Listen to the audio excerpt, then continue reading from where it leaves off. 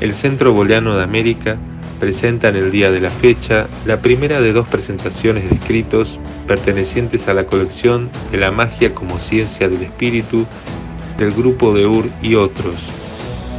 La exposición estuvo a cargo del licenciado Marcos Guío y se efectuó el día 9 de abril de 1999.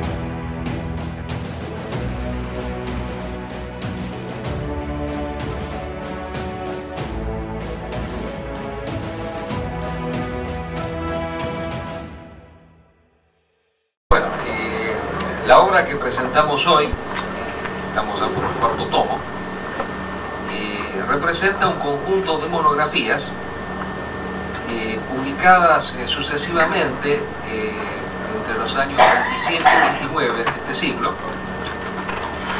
por un grupo misterioso de personas, todas las cuales, como también se dijo recién, firmaban con un seudónimo, cuya única figura visible era el director de la revista de Ur, que era Julius Evola, y que profeso mantenían oculto su identidad, siguiendo la regla tradicional de que nunca la figura del autor debe ocultar la importancia de la obra. De la misma manera que los grandes arquitectos de las catedrales medievales nunca firmaban, nunca ponían su rúbrica en las obras que realizaban, y esa era una característica propia de la tradición, porque en la tradición el saber es universal y el individuo es un simple expositor de ese saber. No hay creación por parte del sujeto, sino simplemente contemplación, captación y divulgación de un saber trascendente que está por encima del yo empírico. Al final de esta disertación, ya que han pasado tantos años de la publicación de las monografías del grupo de Ur, y porque un autor muy allegado a Julius Evola, tanto como que él ha sido aquel que tras la muerte de Évola y la incineración de sus restos fue el encargado de lanzar por voluntad de Évola sus cenizas en el Monte Rosa, me refiero a Renato del Ponte, en una obra aparecida hace poco, hace pública por primera vez la identidad de los miembros del grupo de Ur. No de todos, porque algunos todavía resulta un secreto, no se sabe exactamente quiénes fueron, pero sí ya se sabe quiénes fueron los más importantes. Esta obra, decíamos, del grupo de Ur, que fue publicada en fascículos mensuales durante 3 años, aclaremos y después vamos a explicar un poquito las causas, que hubo un cambio en la denominación de la revista en el último año, dejó de llamarse Ur y pasó a llamarse Krur, después explicaremos las razones de ese cambio. Fueron posteriormente recopiladas dichas monografías, algunas fueron descartadas y publicadas en 3 tomos muy gruesos, muy vastos, de cerca de 500 páginas cada uno, o sea que son cerca de 1500 páginas, con el título de Introducción a la magia. Se publicó en Italia por primera vez en 1949, las ediciones Boca, y posteriormente una nueva edición antes de la muerte de Évola por Ediciones Mediterráneas. ¿Cuál era la finalidad de estas monografías y cuál era la finalidad del grupo de Ur? Aquí se ha dicho muy bien, estos 2 libros aparentemente o sea, contrastantes en el tiempo, porque uno se refiere a un personaje histórico, Juana de Arco, un personaje volcado principalmente hacia la acción, y otro se refiere más a la obra de un grupo iniciático. Tienen una relación muy estrecha, como se decía recién, porque ambos son intentos de lucha tradicional en contra de determinadas secuencias que vive la modernidad en precisos momentos históricos. Porque en el caso de Juana de Arco, como dice muy bien el autor Balsam, de la obra que presentamos hoy, lo de Juana de Arco es el último intento, dice él, tradicional, por detener el rumbo descendente y decadente de Europa, justamente en el mismo país en donde se había iniciado la gran decadencia, el gran desvío de los principios tradicionales, porque es la Francia de Felipe el Hermoso la que rompe la armonía entre el poder temporal y el poder espiritual, entra en conflicto con el Papa, y antes que eso, en coincidencia con el Papa, disuelve la orden de los templarios, como se ha dicho también aquí, y manda a la hoguera a sus principales exponentes. Y eso va a dar origen, y no va a ser una casualidad, que Francia sea justamente la cuna del absolutismo monárquico, posteriormente, la cuna del iluminismo, la ilustración a nivel filosófico, y posteriormente la Revolución Francesa, la cuna del liberalismo, se desarrollará justamente en Francia. O sea, todas las grandes subversiones y revoluciones se desarrollan justamente en el país que dio inicio a ese gran proceso de decadencia y de disolución de la sociedad tradicional. Entonces, el hecho de que aparezcan simultáneamente la figura de Juana de Arco y la figura de los templarios, y que se desarrolle esta lucha no solo en contra de los ingleses, sino aún en contra de ciertas jerarquías existentes en ese momento, porque no olvidemos, y esto es fundamental resaltarlo aquí, que el tribunal que enjuicia a Juana de Arco fue un tribunal eclesiástico y fue un tribunal de la Inquisición. O sea que Juana de Arco fue condenada por la misma Iglesia. Entonces esas mismas fuerzas subversivas y disolventes que estaban actuando en ese momento encuentran un último momento de resistencia en esta rebelión de Juana de Arco, en este intento de reenderezamiento. Hay como un fracaso, Juana de Arco muere en la hoguera, este intento no logra llegar hasta el final, y entonces sucede a posteriori como un periodo de retraimiento de estas fuerzas, que la tradición no desaparece de ninguna manera, el saber tradicional se sigue manteniendo a un nivel esotérico, a un nivel de grupos iniciáticos, y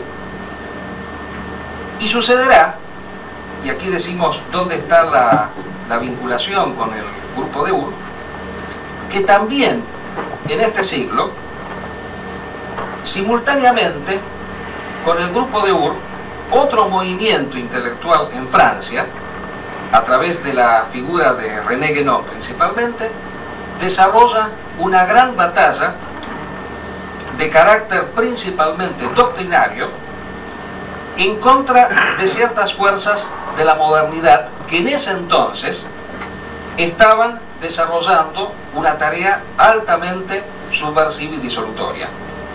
¿Y cuáles eran esas fuerzas? Bueno, aquí hay que tener en cuenta el momento en el cual se da simultáneamente esta tarea intelectual del grupo de Ur y de René Guénon, con algunas diferencias que luego vamos a resaltar, que es un momento de profunda crisis en la sociedad europea, porque es la época en la cual, tras la Primera Guerra Mundial, tras el gran magnicidio acontecido en Europa, hay una gran crisis con respecto a las utopías racionalistas existentes en ese entonces en el mundo. Ciertas personas, a raíz de las crisis de las instituciones tradicionales como la Iglesia Católica o como las filosofías iluministas y racionalistas, se vuelcan hacia ciertas manifestaciones que se califican como tradicionales y de esoterismo, y ahí aparece el teosofismo, aparece el espiritismo. Entonces aparece lo que se podría denominar como una invasión de lo moderno en el campo de determinadas disciplinas que habían sido siempre disciplinas tradicionales. El teosofismo, el ocultismo, el espiritismo, son falsificaciones de una serie de principios tradicionales que habían pertenecido a un saber milenario. Y esas disciplinas, estas corrientes de pensamiento, mezclan tales principios tradicionales con una serie de concepciones modernas, por ejemplo, la teoría de la reencarnación, en donde hay una intromisión de las concepciones evolucionistas, cientificistas, en el seno del ámbito propio de lo espiritual, lo que se denominaría una especie de democratismo espiritual, por lo cual se considera que todos los seres humanos, a través de sucesivas reencarnaciones, tarde o temprano se salvan. Y bueno, y todas estas, digamos así, deformaciones obligan a que determinadas figuras en ese momento se agrupen y desarrollen una batalla muy clara y muy precisa en el campo del conocimiento, en el campo del saber. Y estas son justamente las monografías del grupo de Ébola. Estas monografías que nosotros venimos publicando, vamos por el 4º tomo, si tenemos suerte esperemos que llegar al 8º tomo, porque son muchas, en realidad en abundancia. Dichas monografías se fundan en determinados principios que son los que trata de desarrollar fundamentalmente la revista. Y esos son los siguientes: tratar de rescatar el saber tradicional, otorgándole al mismo una seriedad y un rigor científico, pero no en el sentido de la ciencia moderna, una ciencia que apunta a la universalidad del saber. Las disciplinas iniciáticas no son disciplinas al alcance de todo el mundo, sino que son disciplinas para algunas personas que han recibido una determinada iniciación. No cualquiera puede llegar al saber iniciático. Pero eso no significa que dicho saber, por el hecho de rechazar esta característica propia de la ciencia, que es la universalidad, resigne otras características fundamentales del saber científico, cuáles son la objetividad y el rigor lógico. Esos son los dos principios fundamentales que se tratan de desarrollar a lo largo de estas monografías: rigor lógico y objetividad científica. ¿Y cuáles son los temas principales que se tratan de desarrollar en esta revista? En la revista de Ébola. Se desarrollará principalmente la doctrina de la inmortalidad condicionada. Aquí es importante tener en cuenta el desarrollo espiritual de Ébola. Ébola fue una figura que, como él dice en su autobiografía espiritual, que de paso aprovecho para mencionarlo aquí, se va a publicar dentro de muy poco, en septiembre, para ser precisos, y de paso le comentamos también que va a ser presentada en Santiago de Chile, porque ahora los amigos de una publicación chilena que se llama Ciudad de los Césares, muy amiga del Centro de Estudios Ebolianos y de Ediciones Heracles, realiza un encuentro al cual nosotros hemos sido invitados y que concurriremos con mucho gusto, y aprovecharemos esa circunstancia para realizar en Chile la celebración del centenario de Ébola y presentar una de las obras principales de Ébola, inédita en castellano, que es El Camino del Cinabrio, que es una obra, bueno, yo no quiero extenderme mucho, porque si no estoy presentando otro libro que todavía no salió, es una obra que representa una autobiografía espiritual en donde Ébola nos da una clave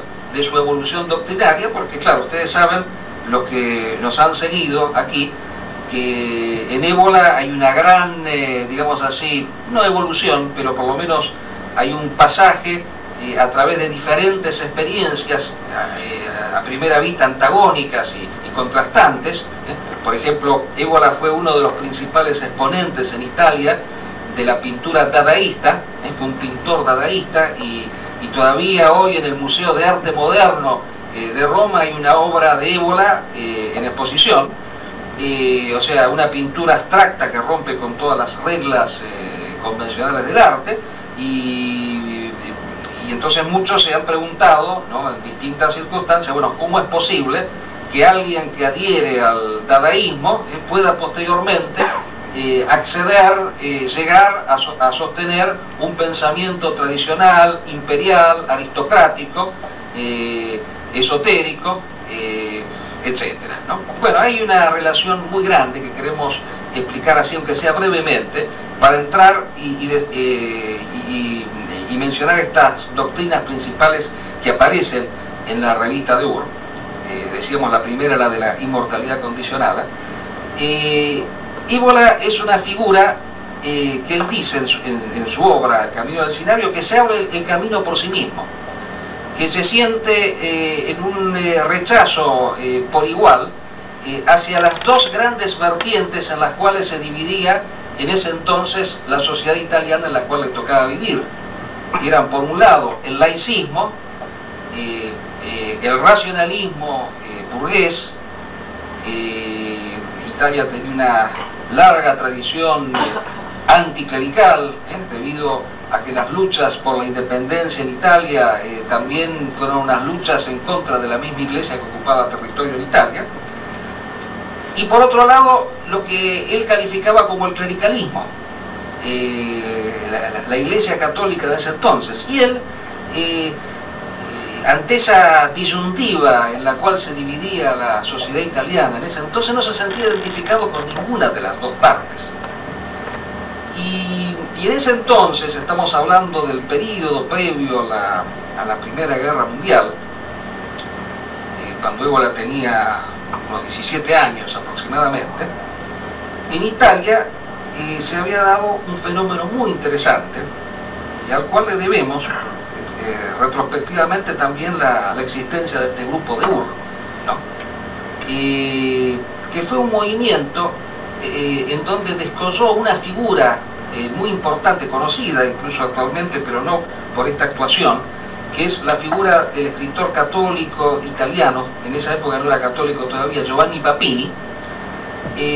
Giovanni Papini había creado una especie de Sturm und Drang italiano, tormenta e impulso, que fue el romanticismo alemán, en donde a través de sus discursos, de sus escritos, había logrado entusiasmar a la juventud, convocarla, romper con todos los esquemas y los cánones que existían en ese entonces, y generó, digamos así, este movimiento que tenía una revista que se llamaba La Cerva, toda una gran corriente, ¿no?, en ese momento, en contra de las estructuras vigentes en ese momento. Ahora bien, ¿qué era lo que se rechazaba?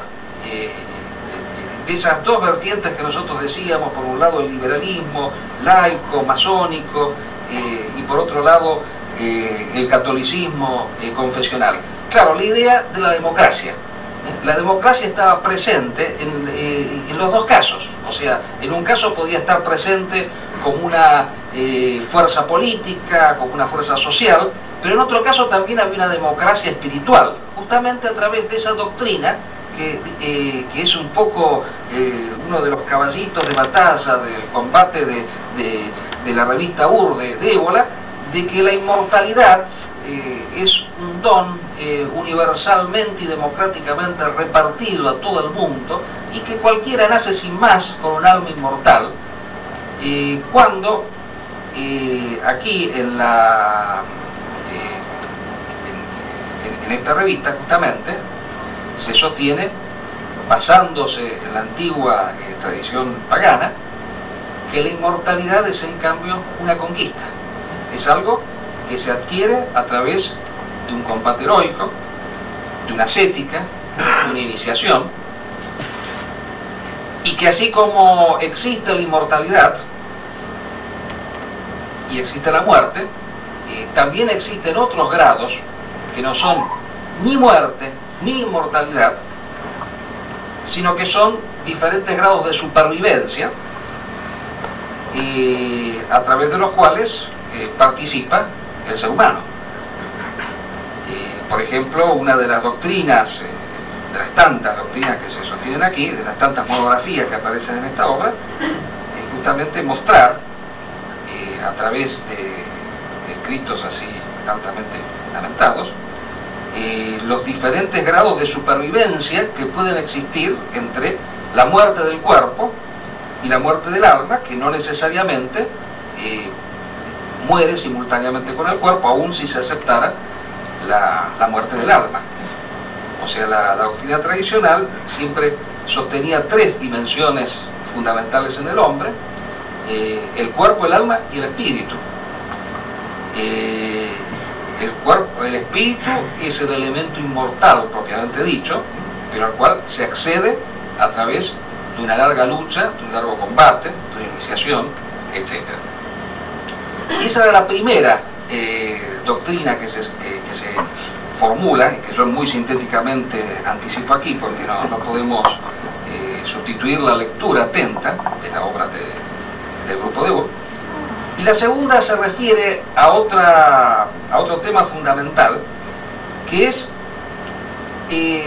otra concepción democrática propia de la ciencia moderna en ese entonces, que es la relativa al origen animal del ser humano. Y así como la democracia moderna sostiene que la soberanía deriva del pueblo, que lo que es más deriva de lo que es menos, y la ciencia moderna, a través de, reflejada en el ámbito de la biología, con su teoría de la evolución, sostiene que el hombre deriva del animal. Y hay todo un esfuerzo muy importante en el grupo de Ur por demostrar todo lo contrario, que no es el hombre el que deriva del animal, sino a la inversa, es el animal el que deriva del hombre. O sea, que el ser humano actual tiene un origen divino, y en esto estaban, digamos así, acordes todas las grandes tradiciones religiosas, el origen divino de la especie humana. Son muy vastas los estudios, ¿no?, que se han desarrollado sobre este tema. Y un tercer tema que yo diría que también es fundamental en esta obra es la reivindicación de la tradición romana. Aquí queremos mencionar a otro integrante del grupo de Ur, que será muy importante para la vida intelectual de Ébola, que es un pensador que también había pertenecido a este grupo de Papini, de la Cerva, que se llamaba Arturo Reghini. Arturo Reghini fue un masón italiano, grado 33 de la masonería, pero que, a diferencia de los demás masones, él pretendía retornar a los orígenes iniciáticos de la masonería, porque, justamente como René Guénon, él decía que la masonería había sufrido una influencia espuria, moderna, se había desviado de sus orígenes iniciáticos, y le había sucedido algo muy parecido a lo que le ha pasado hoy en día de una manera más ostensible a la Iglesia Católica, en donde, habiéndose perdido el fondo último de espiritualidad, se ha quedado en un mero ritualismo vacío, puramente sentimental, en donde se ha perdido el fondo último de carácter espiritual y metafísico.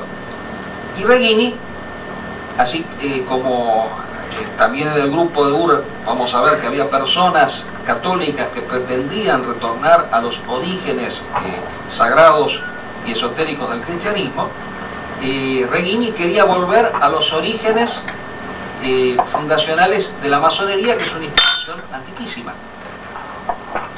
Pero Reghini había hecho un aporte muy interesante, y que era justamente el elemento que va a influir en Ébola, y que era el tema de la reivindicación de la tradición romana. Reghini demostraba, y posteriormente va a haber otros autores que van a decir lo mismo también, la presencia de un origen esotérico e iniciático en la antigua Roma. Y él en esa época, era la época del fascismo, que era necesario retornar a ese espíritu romano que había sido distorsionado posteriormente a partir del cristianismo. O sea, él veía en el cristianismo como una especie, como una gran decadencia, como una desvirtualización de la espiritualidad, como una de las grandes causas de la crisis de Occidente en ese entonces. Justamente será la influencia de Reghini la que determinará la publicación de una obra de Evola muy importante, que posteriormente vamos a ver que será superada por Evola, que es Imperialismo Pagano. Justamente el primero que acuña la frase imperialismo pagano no es Evola, es Arturo Reghini. Esa obra, Imperialismo Pagano, de paso digámoslo, fue una obra que causó una tremenda conmoción en Italia en ese entonces, especialmente con los sectores güelfos de la Iglesia, porque se la consideró, claro, una obra de neto ataque a la religión cristiana, y había salido justo en el momento en el cual se estaba por firmar el concordato con la Iglesia Católica, y se consideraba que la presencia de esa obra, el influjo que la misma podía llegar a tener, podía poner en peligro la firma de ese concordato. La obra Imperialismo Pagano, inspirada justamente en Reghini, sostenía que el fascismo se tenía que apartar del cristianismo y adherir a la más estricta tradición pagana. Pero aquí hay que hacer una acotación, que es la siguiente. Este paganismo, digamos así, entre comillas, de Evola, será posteriormente corregido, porque él en obras posteriores, y aún en las mismas monografías del Grupo de Ur, modera enormemente esa postura crítica al cristianismo, y será capaz incluso de revalorizar ciertos elementos positivos dentro de la religión cristiana, y entre los cuales uno que para él es fundamental y que lo dirá en distintas circunstancias. Él verá en el cristianismo un gran desafío en el hecho de que, a diferencia de otras cosmovisiones como las que existían en ese entonces, pensemos en las posturas teosofistas, reencarnacionistas, se sostenía como un gran desafío la posibilidad de que el hombre en esta existencia, se jugara el todo o la nada con respecto a su salvación. O sea, que le otorgaba a la vida, a esta existencia, un significado altamente positivo, que en cambio no se hallaba en otras concepciones, que encontraban a lo mejor la salvación en otras existencias futuras, posteriores a estas. Pero aquí hay que resaltar un hecho importante, que es el siguiente. El paganismo de Evola, aún el paganismo de ese entonces, será muy distinto de otras manifestaciones paganas que en aquel momento se desarrollaban, como por ejemplo la de Rosenberg. Hace poco, de paso lo digo, por internet ha salido una crítica muy dura hacia la obra que nosotros hemos desarrollado con respecto a la posibilidad de una interpretación positiva del catolicismo en Ébola. Esta crítica, bueno, fue hecha por un argentino radicado en Alemania, ¿no? En donde, claro, basándose en la obra Imperialismo Pagano, que como decíamos es una obra que posteriormente será corregida o clarificada por Rebelión contra el Mundo Moderno específicamente, sostenía esta persona que Évola era anticristiano. Ahora bien, aquí hay que aclarar lo siguiente: el paganismo que Évola sostiene en ese entonces no es para nada el paganismo de un Rosenberg, por ejemplo, porque la tradición pagana, y aclaremos que paganismo aquí es un término que ha sido atribuido por la apologética cristiana. Pagano quería decir el hombre del campo. Como los últimos en convertirse al cristianismo fueron los campesinos, entonces se llamaba pagano el que todavía no era cristiano. Pero hay una diferencia muy grande entre lo que puede haber sido el paganismo greco-romano, el paganismo de Plotino, el paganismo de Celso, del paganismo de Porfirio, paganismo que resaltaba valores metafísicos principalmente, o sea que criticaba en el cristianismo, principalmente en el cristianismo primitivo, una cierta actitud democrática, vulgar, hacia el fenómeno de lo espiritual. Era Porfirio justamente el que criticaba el hecho de que se quisiera otorgar masivamente la inmortalidad a todo el mundo.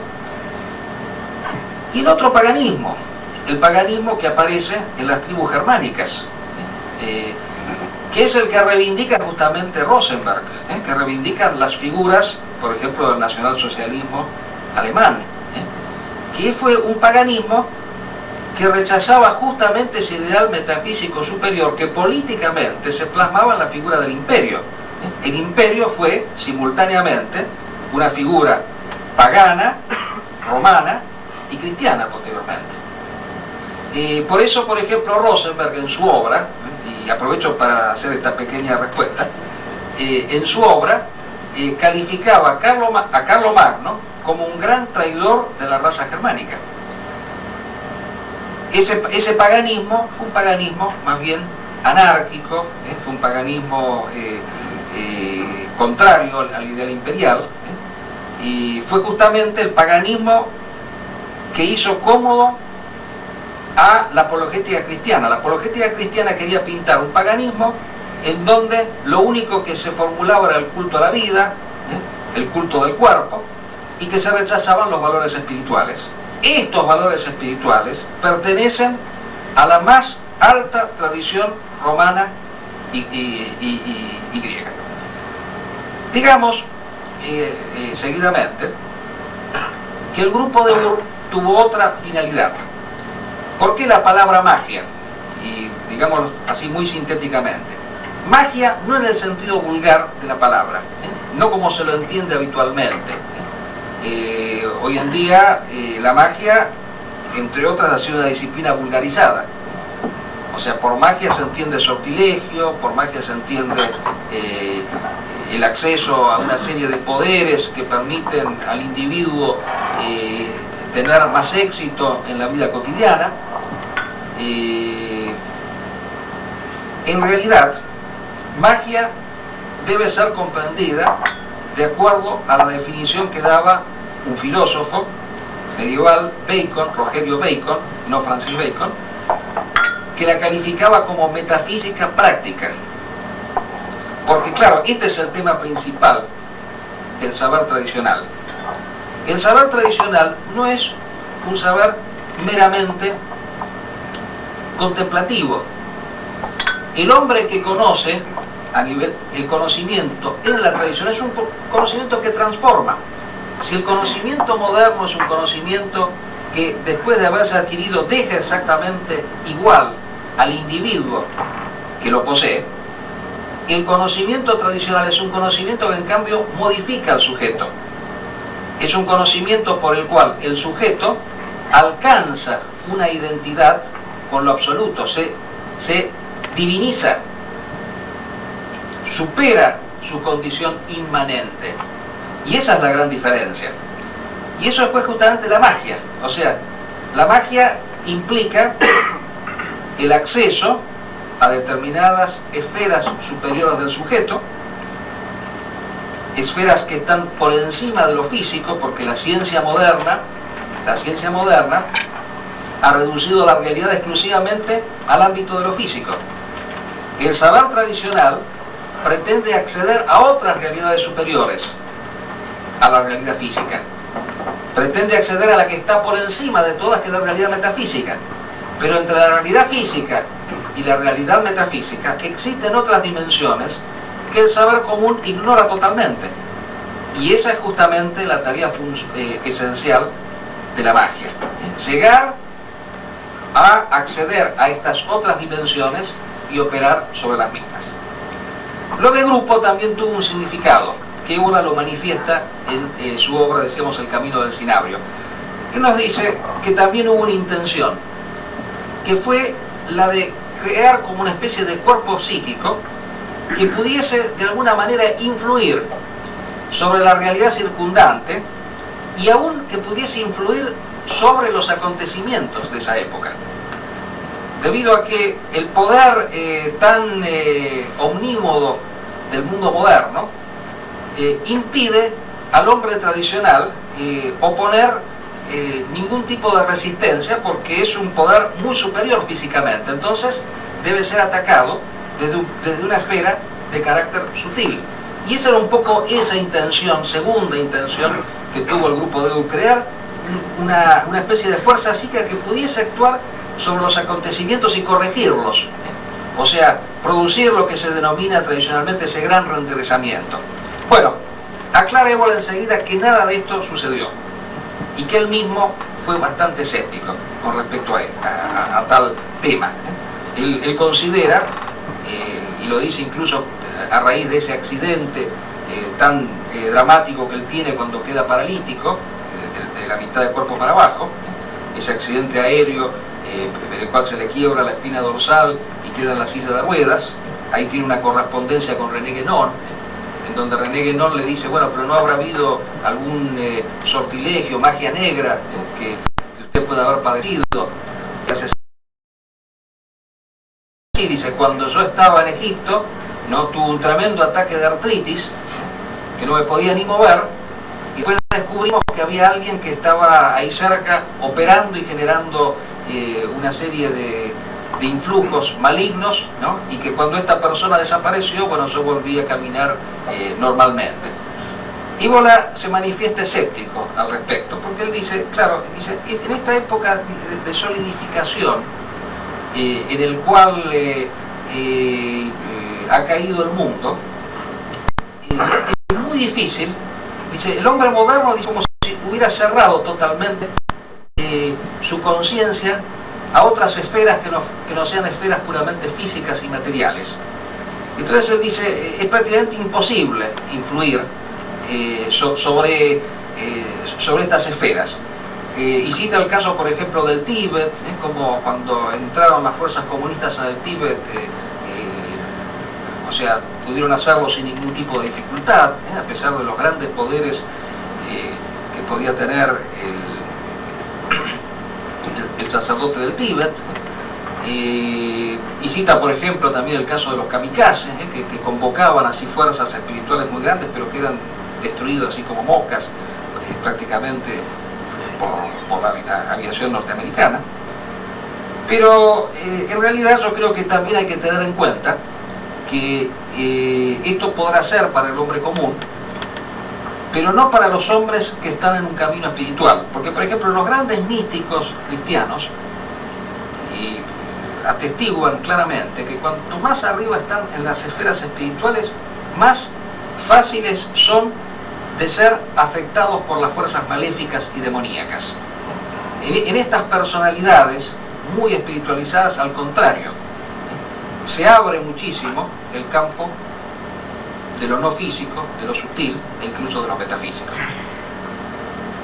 El grupo de Ur se disolvió por una pelea interna que hubo, principalmente entre Arturo Reghini y Julius Evola. O sea, se pelearon por una cuestión en una instancia política.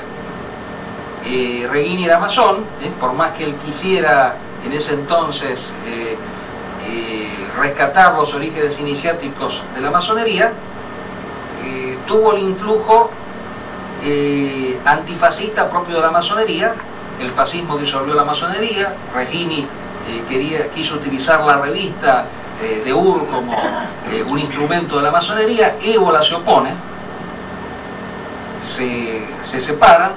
Reghini funda su propia revista y Évola le cambia el nombre, de así se va a llamar CRUR, justamente a raíz de esta pelea, con la finalidad de mantener la identidad.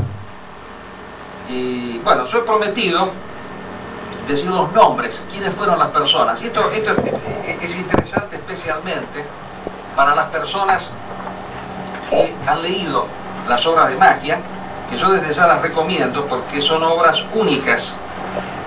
Nunca se ha escrito sobre este tema, porque pertenecen a una época de la sociedad italiana nunca han llegado a trascender, pero lo interesante es la orientación que tenían estas personas, que era muy dispar. Por ejemplo, acá encontramos masones, encontramos católicos, encontramos a personas adherentes a la antroposofía,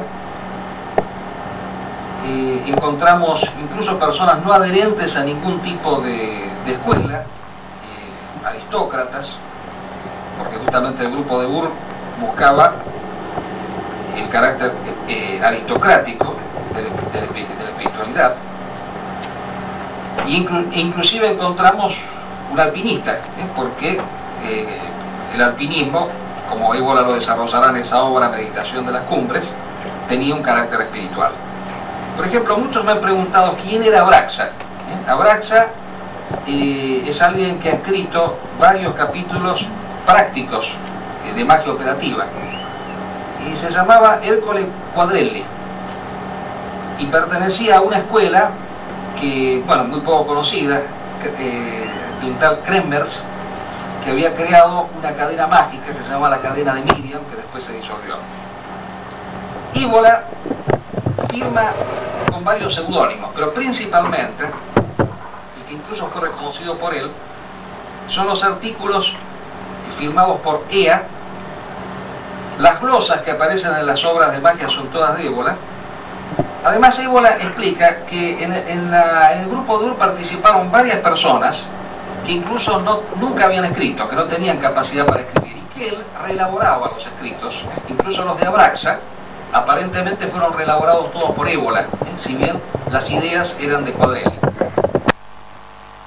Évola le había dicho, que esto ya en su juventud, y decía, digo, yo, dice, con mucho gusto escribo en esa revista, pero le aclaro, voy a escribir en contra de la democracia. Y entonces dice que este duque le dijo, pero extraordinario, dice, esto es otra figura muy importante, claro que habría que hablar muchísimo, que en este caso no participará mucho del grupo de Ur, pero sí participará de una segunda experiencia de Évola, que es cuando edita la revista La Torre, que es Guido de Giorgio, que es un pensador católico muy interesante, amigo de Guénon, por el cual se carteaba, una personalidad muy significativa, vivía en las montañas, apartados. Dice que él, cuando lo tenía que ir a ver, tenía que escalar los Alpes y luego en una cabaña que estaba como escondido, ¿no? Que nunca quería que se publicara nada de él y que él muchas veces le tenía que publicar las cosas un poco en contra de su voluntad. Justamente Di Giorgio aparece en la introducción de la obra principal de Évola, Rebelión contra el Mundo Moderno. Ahora se han publicado dos obras de Di Giorgio, que han sido descubiertas posteriormente, que son La tradición romana y Dios y la eternidad. Bueno, después aparece Arturo Reghini, que firma con el seudónimo de principalmente Pedro Negri, después Eniocos Aristos, también es Arturo Reghini. Otros dos seudónimos de Évola son Iagla y Krur. Después hay otro pensador que pertenece a la antroposofía, Giovanni Colazza.